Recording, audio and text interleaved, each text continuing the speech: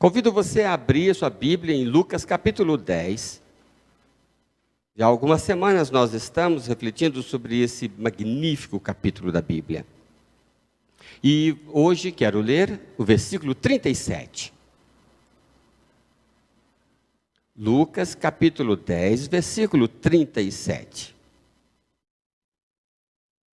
Aquele que teve misericórdia dele, respondeu o perito na lei.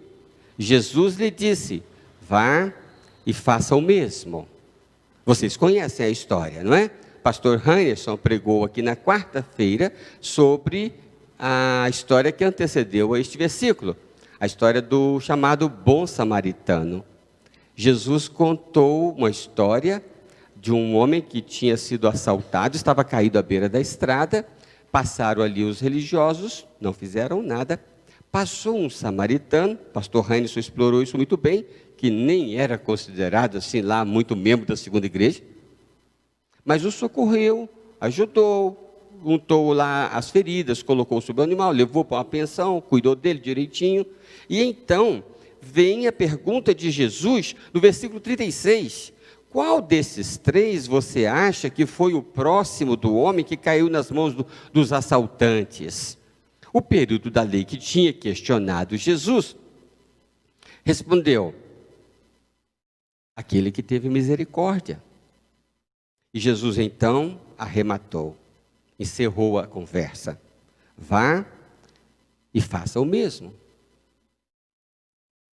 Eu quero levar você a ler agora Mateus 21. Mateus 21, versículo 28.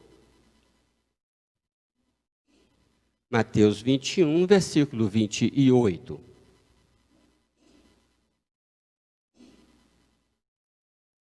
Eu leio assim, em Mateus 21, 28.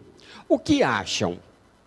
Havia um homem que tinha 2 filhos. Chegando ao primeiro, disse: filho, vá trabalhar hoje na vinha. E este respondeu: não quero. Mas depois mudou de ideia e foi. O pai chegou ao outro filho e disse a mesma coisa. O que foi? Filho, vá trabalhar na minha vinha hoje. Ele respondeu: sim, senhor, mas não foi. Qual dos 2 fez a vontade do pai? Essa é a pergunta de Jesus. Vocês estão observando que esses 2 meninos jovens eram filhos, não eram? Não era um escravo e um filho, eram 2 filhos. Vocês estão observando lá em Lucas que Jesus disse ao perito da lei. Era gente da casa, gente da igreja. O que Jesus disse?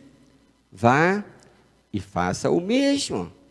Eu quero conversar com você hoje sobre o seguinte tema: muitas opiniões, poucas ações.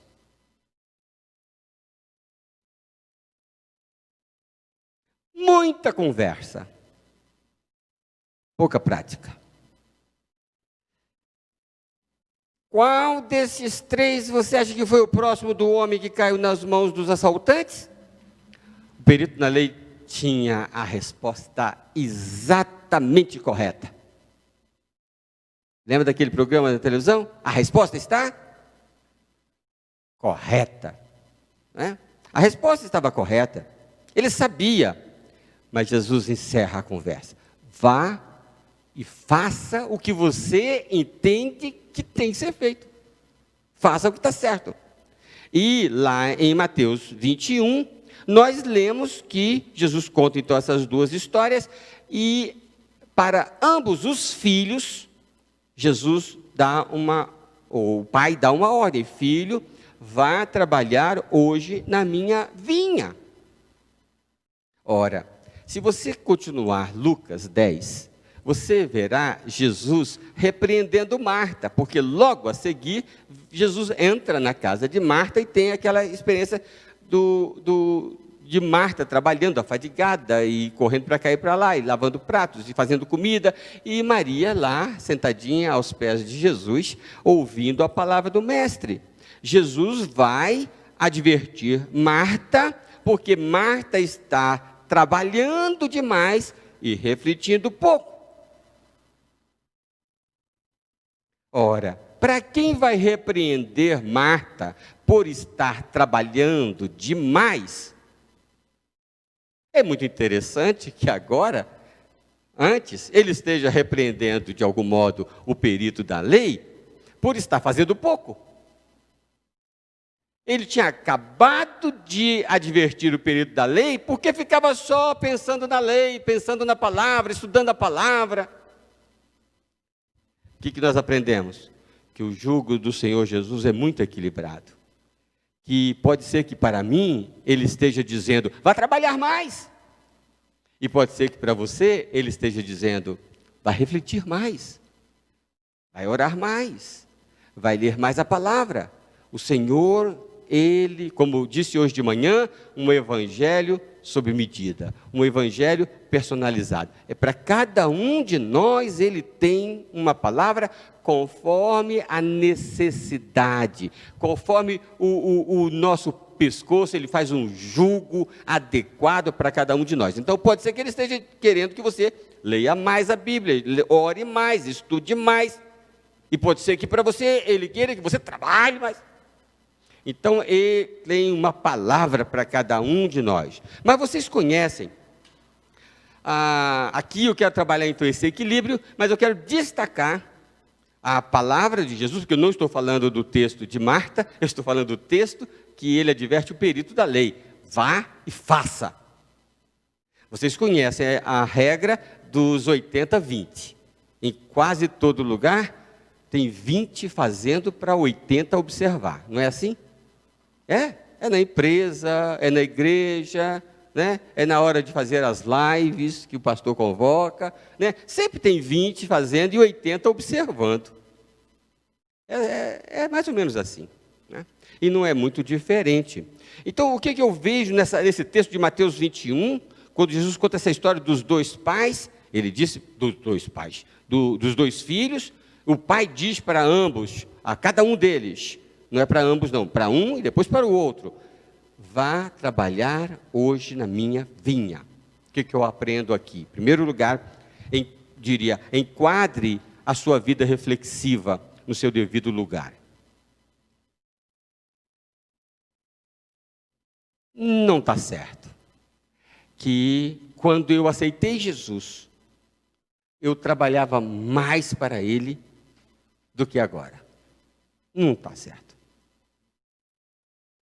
Hoje eu vi, das muitas lives que eu vi de uma adolescente, que foi batizada há pouco tempo. Eu fiquei tão encantado com o fervor, podia pregar nesse púlpito aqui.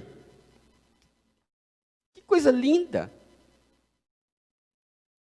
Meus irmãos, nós corremos um risco de levarmos a nossa vida para a configuração desse perito na lei. De ficar questionando, e de ficar, em vez de colocar a mão no arado e trabalhar, a nossa vida reflexiva definitivamente tem o seu lugar. Mas, às vezes, talvez o Senhor Jesus esteja um pouco cansado de nossas opiniões. Temos opinião para tudo. É impressionante como que nós gostamos de dar palpite em tudo. Os cientistas do mundo inteiro não conseguiram entender esse negócio de Covid, mas eu entendo. Né? O mundo inteiro está se patinando aí para tentar achar o que é melhor, se é isolamento, se é vacina, mas eu já sei tudo. Né? O debate político é contagioso e o mundo inteiro debate, mas eu tenho definições. É impressionante. Né? A Bíblia aceita por milhões, bilhões de pessoas, mas eu tenho que questionar. Eu sou perito, mas perito da teoria, né? Não da prática. Eu tenho que enquadrar a minha vida religiosa, né? A minha vida reflexiva. Lembra quando Jesus disse em Mateus 23, falando dos fariseus? Obedeçam-lhes e façam tudo o que eles dizem, mas não façam o que eles fazem, pois não praticam o que pregam. Então eles são uma turma de gogó. Eles falam muito bonito, eles têm muita razão, eles são muito entendidos, mas eles não praticam o Evangelho, né?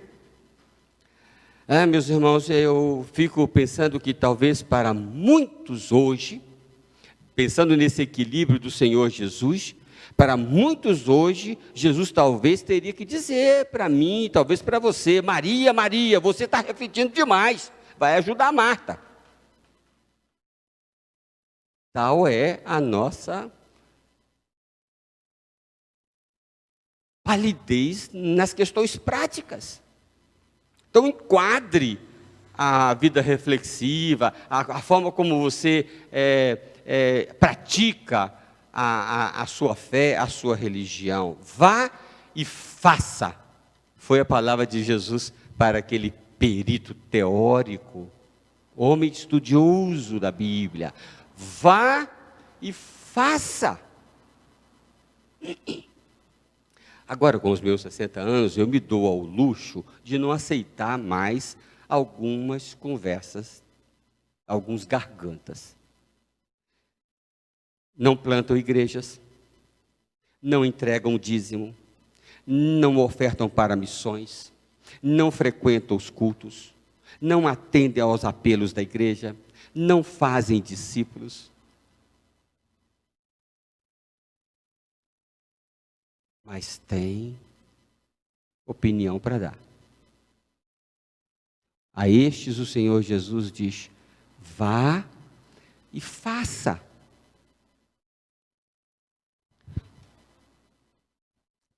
Em segundo lugar, tome uma decisão de obedecer. O debate lá do capítulo 21 de Mateus, ele se deu, essa historinha que Jesus contou, após um questionamento sobre a autoridade. Com que autoridade fazes isto? Esta é uma das muitas perguntas dos teóricos. Eles querem discutir se eu posso ou se não posso. Eles querem discutir a autoridade. Com que autoridade faz isso? E Jesus arrematou, disse: tá bom, eu respondo, mas antes me responde, o batismo de João é dos homens ou é de Deus? Porque João fazia.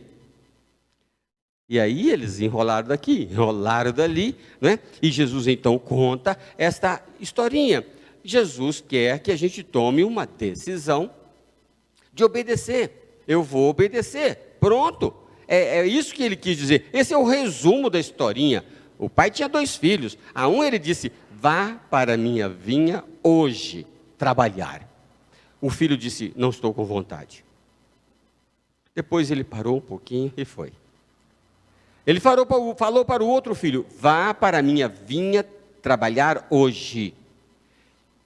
O outro filho: pode deixar, agora mesmo, papai. Você sabe que você pode contar comigo, né?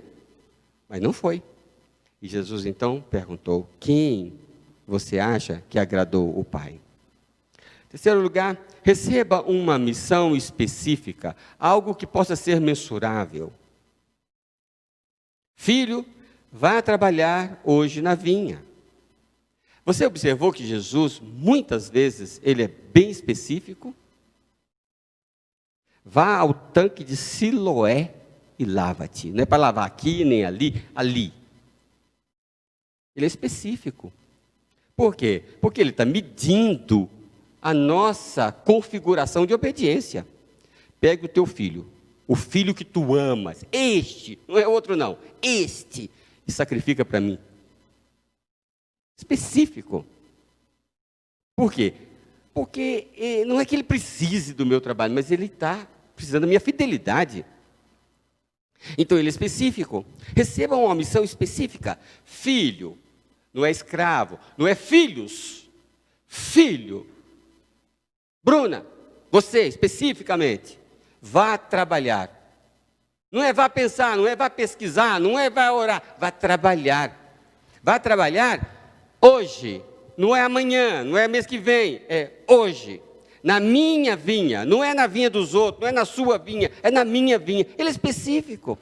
Não tinha como você arranjar uma desculpa. Esse era o ponto. As muitas justificações, nós ficamos dando muita volta, porque não queremos obedecer. Jesus é específico. Quando foi que você recebeu de Jesus a última ordem específica, direta? Eu me lembro de uma história que eu ouvi há muitos anos, que é bastante contada nas campanhas de missões. Uma jovem da igreja, eu estou olhando muito pouco para você que está em casa, né? Uma jovem da igreja, ouvindo o missionário falar, ela tinha um cavalo maravilhoso, um cavalo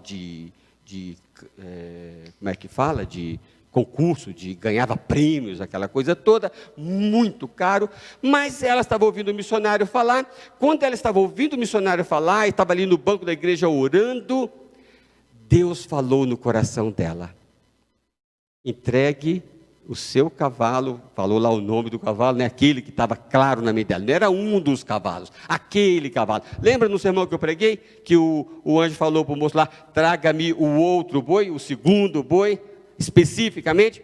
A moça sentiu lá, ouvindo o sermão, que era para entregar para missões aquele cavalo, e ela entregou. E a avó dela ficou impressionada, porque era muito caro, era muito, milhares e milhares de dólares que custava o cavalo. E ela entregou. Eu estou querendo dizer para você, nós não estamos em campanha de missões nesse instante, eu estou querendo dizer que como é importante ouvir Jesus me dando uma ordem específica. Vá, meu irmão, minha irmã, vá trabalhar hoje na minha vinha. Eu quero ouvir Jesus me contando, me dizendo, me mandando fazer coisa específica. Pessoal, todo mundo lá no barco, aquela coisa toda, noite toda trabalhando. E aí Jesus disse: lancem a rede para o lado direito. Vocês não acham muito interessante isso? Você vai me dizer que num barquinho no meio do mar faz muita diferença se joga a rede para o lado direito ou para o lado esquerdo? Mas a questão não é a rede, a questão não é o peixe, a questão é a configuração do coração para obedecer. Lancem a rede para o lado direito. Qual foi a última vez que Jesus te deu uma missão específica? Faça isto. Eu preciso disto. Eu preciso disto.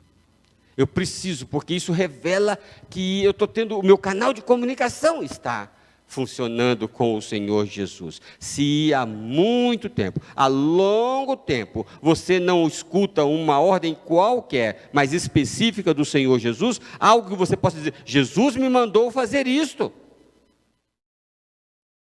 Quando nós oramos, Ele não disse: Pai, dá-me o pão de hoje. Tudo é muito específico. Mas nós formamos uma igreja nessa geração de orações genéricas. Senhor, perdoa a multidão dos meus pecados. Senhor, abençoa o teu povo. A gente vai orar assim, não é? Senhor, vou dormir agora. Obrigado por esse dia. Me dá a tua bênção. Abençoa toda a tua igreja ao redor do mundo. Não é assim que a gente ora? Mas o Senhor Jesus quer colocar no meu coração, orar por uma pessoa especificamente, por um missionário especificamente, nomear a pessoa diante do Senhor. Ele quer me dar uma ordem específica. Se há muito tempo eu não escuto a voz do Espírito Santo me dizendo alguma coisa bem clara que é para eu fazer, alguma coisa talvez não esteja muito bem configurada no meu coração. Tenho que concluir, mas eu quero dizer ainda: desista desta pose de não crente. Sim, nós temos muitos crentes no coração, mas que, sabe lá por que cargas d'água, querem manter uma pose de não crente. Não, eu não posso me apresentar na minha página do Facebook como crente. Essa é a história daquele moço. Entende? Ele era obediente do rapaz. Ele era obediente dos dois filhos, né? Um era obediente e um era desobediente. Um fazia pose de crente e não era crente. O outro era crente e fazia pose de não crente. Não, não, ir para a igreja não, não, não, quer ler a Bíblia não, não, não, não vou entregar a oferta para missões não, não, não, não vou fazer, o pastor está pedindo não, não, não, não. Ele tinha uma pose de não crente, mas era crente. O que o texto está dizendo? Abandone essa pose de não crente, se você é crente. Se você é de Jesus, abra o peito e diga, sou de Jesus, aleluia. Sou feliz porque pertenço a Jesus. Não fique como aquele moço hesitando, querendo manter uma imagem. O que você vai ganhar? O que o reino vai ganhar por manter essa pose de não crente? Pastor ex-padre Aníbal, quando ele aceitou Jesus, lendo a palavra, vocês são velhos, o Henrique é velho, deve lembrar dele, ex-padre Aníbal Pereira Reis. Ele aceitou Jesus como Salvador, mas ele queria continuar como padre. E ele ia para o púlpito lá da Igreja Católica e ele pregava. Mas aí um velhinho aparece numa segunda-feira lá no gabinete do padre, quero falar com o senhor. Pois não, pode falar. Eu quero falar com o senhor em particular. Aí, pois não, chegou lá, o velhinho, o senhor se converteu. O senhor aceitou Jesus como Salvador. Eu estou ouvindo o seu sermão. Ele branqueou, enrolou e tal, porque ele queria transformar a igreja de dentro. Aí apertou o padre e o padre então confessou, sim, eu fiz uma oração, eu entreguei a minha vida lendo Romanos, tal, e eu entendo que agora só Jesus Cristo salva, e não há salvação a não ser pela fé exclusiva em Jesus Cristo. Nenhum outro nome há, dado entre os homens, pelo qual devamos ser salvos.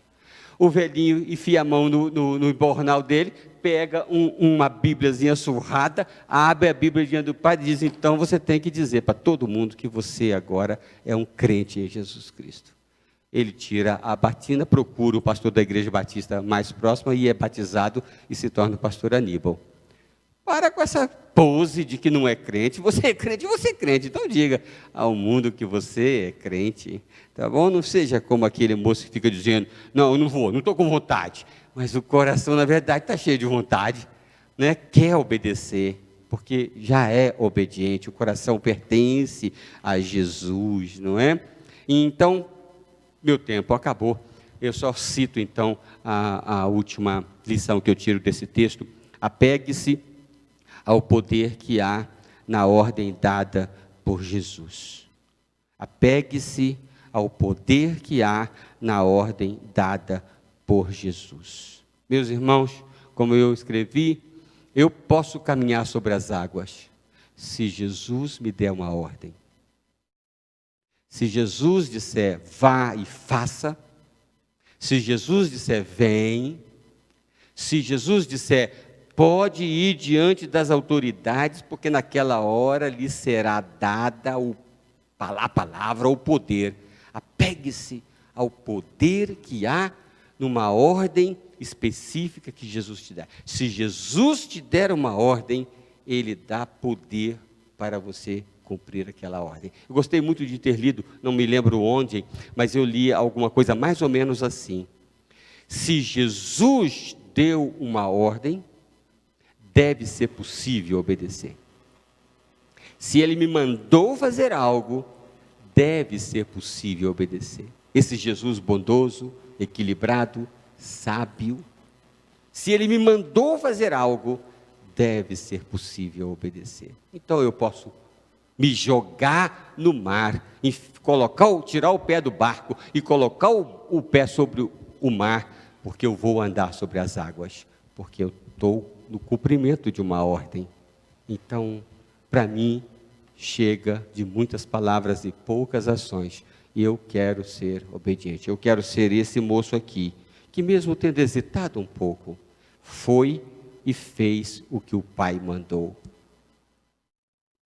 Filho, vá trabalhar hoje na minha vinha. Vamos orar? Nosso Deus, nosso Pai Celestial, ó Deus, eu te peço, Dá-me um coração pronto para obedecer, sem hesitar, ao que ouvir de Ti. Senhor, eu quero ouvir mais e mais vezes: Filho, vá trabalhar na minha vinha hoje. Eu quero me levantar, Senhor, e ir e obedecer. Não tenho interesse, Senhor, em ser um perito na lei. Eu quero ser um samaritano que socorre. Não quero ser uma pessoa que tem a imagem de um seguidor Teu. Eu quero ser um discípulo Teu. Abençoa-me neste propósito. Empodera-me nesse sentido. E comigo, a todos os meus irmãos aqui, e também nas casas, e mesmo os que estarão acompanhando esta reflexão em outro horário. Ó Deus, dá-nos uma semana abençoada. Mais uma vez pedimos que abençoe o pastor Cláudio e a sua família na sua viagem. Nós oramos no santo nome de Jesus, nosso Salvador. Amém.